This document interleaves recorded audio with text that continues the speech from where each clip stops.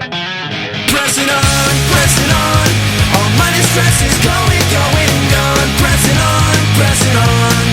I'm pressing on.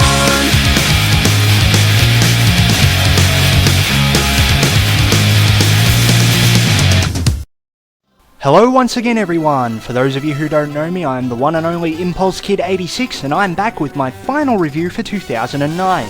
My long awaited and long overdue look at the Simpsons arcade game.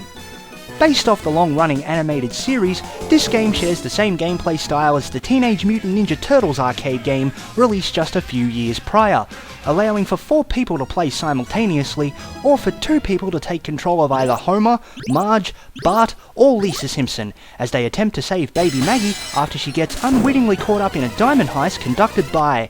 Smithers? No friggin' way!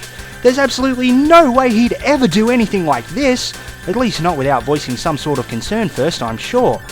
I do realise that this is an arcade game, of course, and since it was released fairly early in the show's run, I believe that no other villainous characters, such as my personal favourite of the bunch, Hank Scorpio, had been introduced yet.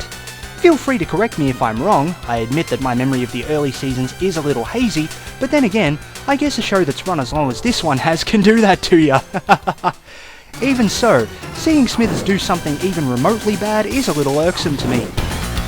Over the course of the game, players will travel all across Springfield and visit various familiar locales, such as the Springfield Gorge, Moe's Tavern, and the nuclear power plant, as they progress through each of the 8 stages and come one step closer to rescuing the littlest Simpson, taking down various typical grunts and end-of-stage bosses, and partaking in minigames along the way. The controls are as easy to navigate as any of Konami's other arcade games, with a jump and an attack button at your disposal, although it's interesting to note that abusing the attack button will temporarily leave you vulnerable to attack. To give an example, Lisa will eventually get hog-tied by the skipping rope she uses as her weapon of choice. You can also team up with another player to perform a double team attack, with the attack differing between characters, and even the family pets can be used as weapons. Pretty cool if I do say so myself. Graphically, the game portrays the world of The Simpsons most excellently, with all of the wonderful designs and eye-popping bright colours one would expect from a Simpsons-related product. And one particular stage that I thought was a standout was the Dreamland level, fittingly and ironically, largely devoid of colour.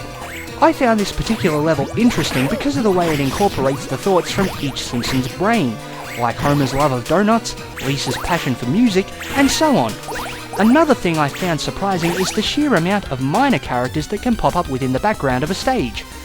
On the soundtrack side of things, the 4 principal voice actors from the series also reprise their roles in the form of brief vocal snippets, which really helps to add to the authentic Simpsons impression that the soundtrack sends out to give.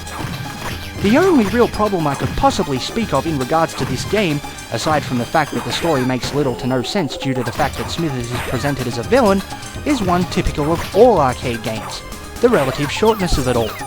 I beat the game in a single 30-minute sitting, but I'm sure as hell not going to say it wasn't fun.